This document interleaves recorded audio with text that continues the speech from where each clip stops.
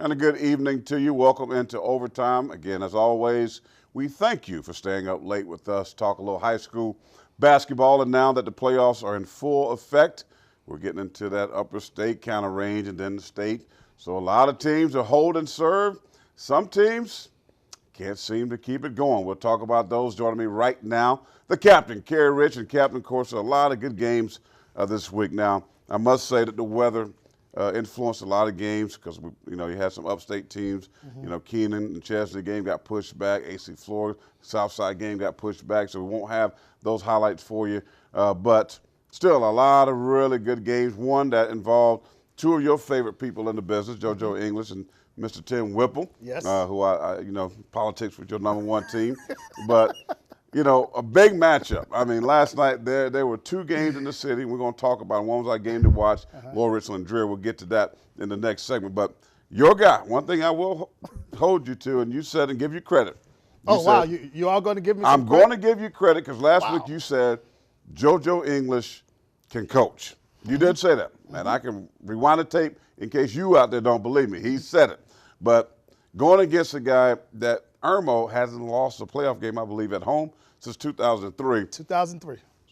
Big-time street cred for JoJo English for getting a win last night. We said it last night. We were talking about some of the coaches that I really enjoy watching coach the game of basketball here in Columbia, and certainly something is on the outskirts of Columbia. But JoJo English has a terrific basketball mind. I had a chance to catch up with them last night on the telephone after the game, and the one thing I said was, hey, man, big win. And he had some fun with me because we haven't really mentioned something, and we hadn't really talked about how well they played all year long. But he used Tim Whipple's formula to be successful. He used a formula of switching defenses. He went from man-to-man, zone, full court press, three quarters, and he did a really good job of keeping those guys off balance. Now, he did have a lot of great things to say about Devontae Shule, and the reason they had some success against Shule is because they doubled him. They went at him and took the ball out of his hand and forced some of the other guys to be big-time offensive producers for them. But I am surprised. I didn't think they could get it done at Irmo. I knew it was going to be a good game. And also, funny thing with JoJo, he said by the time I caught up with him, it was about 10:30, 10:40. Wanted to give him some time to get away from the gym, get out of the locker room. And he said, hey, this is the call that I have been waiting for. I've spoken to everybody since the game has ended, but this is the call that I've been waiting for. I said, why? He said, because I need to talk to the captain. You guys haven't given us any love. You haven't shown us any love. And you know what? I like that. Right. I like the fact that we haven't really talked about something. We haven't given them or shown them a lot of love. He didn't say one thing about you guys aren't giving us any love. You're not showing us any love. You know what? He said we wanted to win. And you know what, JoJo? If you win, we're forced to talk about your basketball team. If you do it against big teams, we're forced to do it, and we're forced to talk about your basketball team. Congratulations. Didn't know whether you can go over to Sumter to get it done. Big win. Big win for that Sumter program. JoJo English coaches with an edge, and you know what? His team is now playing with an edge. Well, he got it done. Of course, going to Whipple Court out of Sumter, getting on the road is a huge win for JoJo English. Congratulations, JoJo. As we said, every week, it's a week-by-week basis, and you've proven yourself. It took some time, but when you go get a quality win like what you did last night, we are forced to talk about you, as the captain said. Now, speaking of credibility, folks sometimes email or call the station like, why are we not getting love? Why? And one of them happened to be some folks from your neck of the woods at C.A. Johnson. My neck of the woods? Your neck of the woods. Won the state title, won a last year, the defending champions, the girls' solid basketball team. And I made a promise. Yeah, and I made a promise.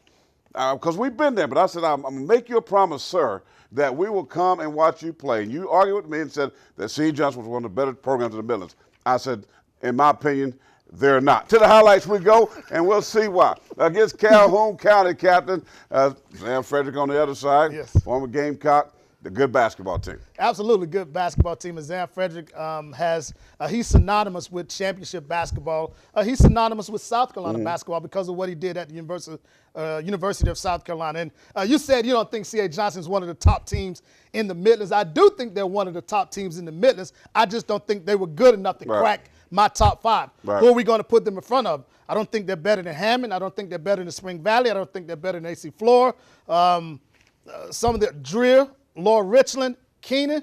but certainly they're one of the top teams. And I think truthfully what happened, they might have gotten lost just a little bit because of their schedule. 1-8, they don't play any of those region teams in Columbia, so we're not as familiar with those teams. Right. And, they got lost. I'll just be honest with you. I saw this team early on in December. Quite frankly, they weren't very good in December. And that's why a team like Hammond is still in my top 5, because based on their competition right now, considering some of the other schools, it would probably be hard. Could they beat Hammond head-to-head? No, I don't think so. And actually, they played earlier this season. Right. You know, Hammond has street cred because of what they did in December. Right. Hammond has street cred because of what they did in the Chick-fil-A. Hammond has street cred because they blew Spring Valley out by 30. By 30. And right now, as good of a season C.A. Johnson had, they just don't have those big resume wins like a Hammond, like a Keenan, and some of the other programs. But nonetheless, they had a terrific season. Just wasn't good enough to get it done against a Calhoun County basketball team led by Zan Fresh. Congratulations to Coach Jarvis, but just wasn't good enough to get it done. I will say this: give C.A. Johnson some credit, because they were down at one point, like 16 points. So they came back and made a game. They showed the resolve to come back and battle, but came up short, 72-70. Girls, we didn't forget about you. Back to Irmo. I mean, Irmo girls, they're really good too, and they can play some basketball, Captain, for sure. They took on something, but this time it was the girls. Some folks would thought this was a men's score, but the Irmo girls, young ladies, knocked off something. You know, we often talk about our Gamecock basketball family. Monica Williams, the head basketball coach over at Irmo, happened to play basketball at the University of South Carolina. She's done a terrific job. They're led by Keisha Jackson. I think she's an all-state player. She's been a varsity player, Pastor, for 4 years. She sets the tone. She's the leader. And outside of her, this is a pretty young basketball team. So they're going to be back again after this year. But they've been really, really good. Watch out for this basketball team moving forward. Well, Spring Valley, another good basketball team, and, of course, been good for a lot of years, going back to Asia Dozier and those girls. I mean, she's been putting together Zelina. I mean, she's at North Carolina. They've been doing some good things. They took care of Dorman by 15 points. Well, there was a time, you mentioned Zelina McDaniel, Asia Dozier. There was a time people were tagging Ann Long's team over at Spring Valley as a dynasty because of the terrific run they were on during that time. And I think in some people's eyes, they might have dropped a little bit. Dropped a little bit, but still this year they achieved a little bit more, maybe exceeded their expectations, but they've done a terrific job of remaining relevant. Right. But Ann Long, she's one of the coaches that's synonymous with girls basketball. You think about Debbie Stroman, you think about Bobby Young and over at Columbia High. Ann Long is also one of those coaches that's always going to be synonymous. Her name is always going to ring a bell when you talk about girls basketball in the state of South Carolina. No doubt about it. What else rings a bell? Another matchup in the Midlands. Laura Rich and the Diamonds. The underdog went to drill last night in a packed house and a fun, entertaining game. That's our game to watch, and we got the highlights coming up.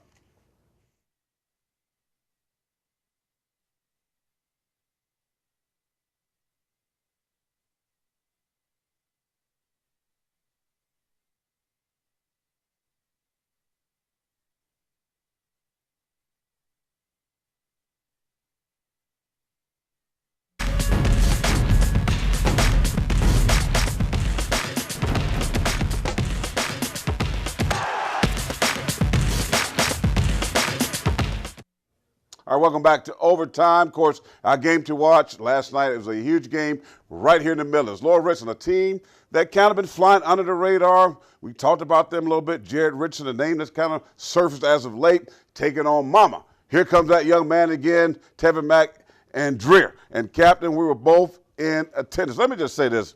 It was a stars out kind of night. Whether you were a Laura Richardson fan or a Dreer fan, there was somebody in the crowd from somewhere else. I saw Ryan Davis, mother, I'm saying it right, from AC Floor Cup. Those guys, they were checking out maybe their opponent coming up if they can get the win against Southside. I saw the X-Man in the house. I saw a lot of folks, people in your basketball family, they all hanging out. You were there, and you I mean, I was at work. Well, you were a star amongst stars. With the way you were received by the Laura Richland faithful was unbelievable. I was taken aback, and I was wowed by the affection they showed to you last night. And so now if you know, if you know Jared Richardson gets a lot of love or Laura Richland some kind of way slides up or moves up in the poll, I think it's fair to say that there's a correlation. Well, the passion was popular with the Lower Richland fans last night. And listen, let me say, all the folks in Eastover out that way that watches us here on Overtime on Watch Fox, thank you, because they were out there and they were worried about the top five team. Who's going to be in the pastor's picks? Well, let's go to the highlights and you'll figure it out yourself, because last night, Captain, it was on and popping. And you know what? I was impressed? That Lower Richland was louder than Dreer. Yes. It was like it was a home game for Lower Richland. Yes, you could not tell that Dreer was the home team last night. It was a great atmosphere, an unbelievable basketball atmosphere. And Jared Richardson, he's the leader of that basketball team. And they have balanced scoring. That's the one thing that I appreciate about this basketball team. They have balanced scoring. He's the guy that's going to serve as the scorer, as the leader. He's the heartbeat of that basketball team. But remember this name. Remember this name. Freshman point guard Alex Caldwell is one heck of a basketball player. He's a two-way guy that understands how to play. He has that innate ability to think the game. He communicates as a point guard. He plays extremely hard, plays on both ends of the floor. And with he and Jared Richardson running the show, and the other guys feeding off of him, Ja'Cour Nelson, Carlos Naltry, some of the other guys, Trap, they do a terrific job of spreading the ball around. And you know what? The Lower Richland administration took a lot of heat for making that hire. The new basketball coach, I can't think of his name right now, but Bernice. Yes, it took a lot of heat. There's not a community in Columbia. There's not a basketball community in Columbia that's more passionate about their basketball than Lower Richland. You saw that last night. They are very passionate. So they're hands-on when it comes to everything. They've had some really good coaches to come through there. Carl Williams, Zeke Washington, Coach Willie Thomas, and JoJo was on the staff out there too. JoJo was on the staff out there as an assistant. We'll see whether at some point he'll be able to get back to Lower Richland, maybe down the road. But not many people questioning that hire right now. But it was an enjoyable basketball game. Again, a great atmosphere. But the better team won. And more impressively, Lower Richland, they've won all 3 games on the road. And you wanted to give me credit earlier in the show. Do you also want to give me credit when it comes to I made the statement that Lower Richland with that young basketball team 4 weeks ago could muddy up the waters. You remember that? Yeah, and I saw you tweet all that. Now you want to talk about I said this and muddy up the water. But I was the one that faithfully put them in the top 5 along with Jared Richardson. And that Coach Bernice and Jared Richardson, they talked to the POP following the big win. Oh, I don't know what to say. You know, other than me and my guys, I don't think anyone else expected us to be here. You're one of those players that kind of fly under the radar. You are in my Pastor's Picks top 5 players in the Midlands. Just came in the last couple of weeks, but going against Tevin Mack, the guy going to VCU, you had to elevate your game. I know that you want to take it up to another level. Yes, sir. That's every game, though, not just against the greatest players. You got to play every game the same. What a great young man. I like him already. He's very humble. You know what I liked about him on the court, Captain Watch? It was just kind of just effortless. I mean, you know, not a whole lot of emotion. He just plays the game very smooth. And then your guy Stiggebauer. I mean, boy, tie your shoes up, man, broke ankles and one. I mean, when I saw that, I said, oh, yes, this is the real deal. I understand my friend Darryl Dickey was talking about, Captain, you should have had this guy in your top. I mean, because I have to go out sometimes. I listen to you a lot, but sometimes I need to go out there and look for myself. Oh, yeah? Yeah, and judge for myself. Because this guy right here is one of the best players in the Midlands. He's a scorer. He plays nice defense. He rebounds the basketball. He's unselfish. But didn't I say that before? I can't remember that. But you don't remember me talking about Jared Richardson? No. You don't remember me talking about Jared Richardson? Hey, but you know what? I did talk about it. But before we finished talking about this basketball game, you know what? Special shout out to Tevin Mack, who ended his high school illustrious basketball career. He helped put South Carolina back on the map. He helped Columbia get back on the basketball map. And the younger kids that are now following him should be thankful for what Seventh Woods, and P.J. Dozier, what those 3 guys. I know people always talk about, well, you call those guys names all of the time. Well, yes, we call those guys names for a reason, because they're known outside of Columbia, South Carolina. They're known outside of the state of South Carolina. They're synonymous with big-time basketball in the country. So, yes, we are going to talk about those kids. And if you're a younger kid coming up, you should be thankful, because you're now going to benefit from the work of a Tevin Mack, a Devontae Shuler, a P.J. Dozier, 7 Woods. So congratulations to Tevin Mack, 30-piece. He had one hell of a basketball career. No doubt about it. Mama, here comes that man again. Sorry to see him go down last night, but a double-double for Tevin Mack last night. A good basketball game. When we come back, we'll find out if that mama, here comes that man again, stays in my top 5. I know one guy that's up there. I'll tell you who after this break.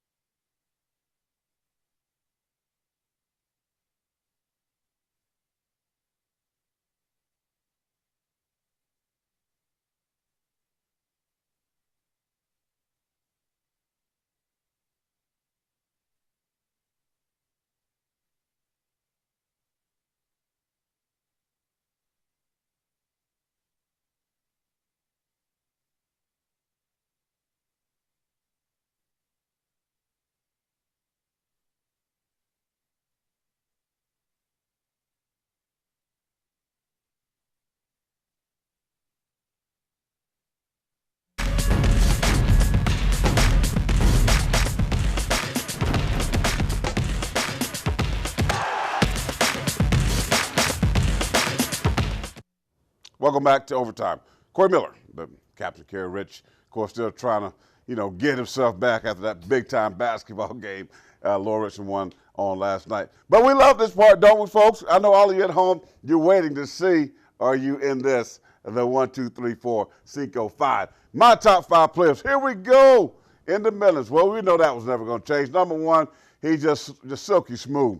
There's a change. Number 2, Devontae Shuler, even in their loss against Sumter last night. I've been watching him for a month because him and Tevin Mack, in my opinion, were neck and neck, Captain. And what I see this guy do, he's just a special player. He does it all. That one series that you talked about, stealing it, making it back, all the things that he did, he deserves to be number 2. Number 3, mama, here comes that man again, Tevin Mack. I like his game. Matter of fact, appreciate you hitting me up on Twitter last night. You're a great player, the most prolific scorer out of this group still, but I think Devontae Shuler, being a sophomore, with 2 more years to go, it's time for the Pastors to put him up on the chart. Number 4, 7 Woods. Some might, I was close. Captain. I'm putting him at 5 because this guy, Jared Richardson, impressed me to the fullest last night. 51 at Seneca. This coach told me he does it all for his team. Everything. He's unselfish. He's a leader. He rebounds. He shoots it. He does what he has to do. When they need him to spread the court out and go one-on-one, he can do that. I like this kid, Jared Richardson. Jared, welcome in, and I'm pretty sure before it's all said and done, he might find himself cruising a little higher. Wow, two issues with this. Tevin Mack is a senior. He just ended his illustrious career. You're going to move him from the number 2 to the number 3 position? Yeah. Knowing that Devontae Shuler has 2 more years to play? Yeah. Wow. Yeah. A little bit surprised. And you said you were close to moving 7 Woods to the number 5 spot. Yeah, almost. Yeah. Almost. One more What week. about, well, I see the revolving doors in action. Is in It's motion. week by week, Well, brother. the revolving door is in motion again. What about the body of work? Do you consider that at all? The body of work watch it. over a sustained period of time. When I see decrease in effort and play, and I see increase by another guy, you have to make a move. Simple as that. So you talking to his mother and hanging out in the Lord No, it has nothing to do with it. had Has absolutely nothing nothing to do with Jared Richardson being number 5. It had nothing to do when he crossed sticker bow over and hit that.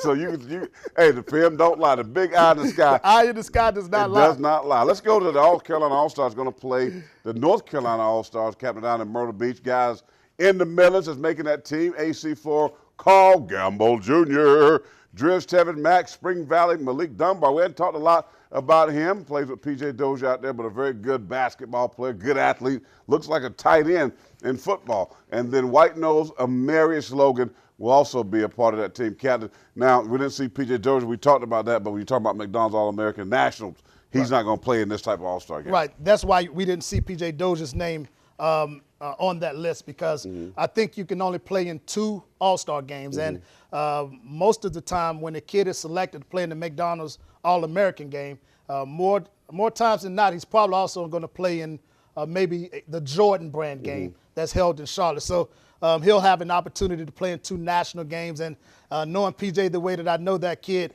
I think he hurts because he would love to play in front of his home state one more time before he starts his college career. Well, he is in that what they call Mickey D's All-American game. Yeah. And Just a little bit. Everybody's going to see PJ Doe. So PJ no need to worry about that. When we come back, somebody might need to worry about the captain's top 5 teams in the middle because his team, they lost last night. Mine's still playing. We'll be back after the break.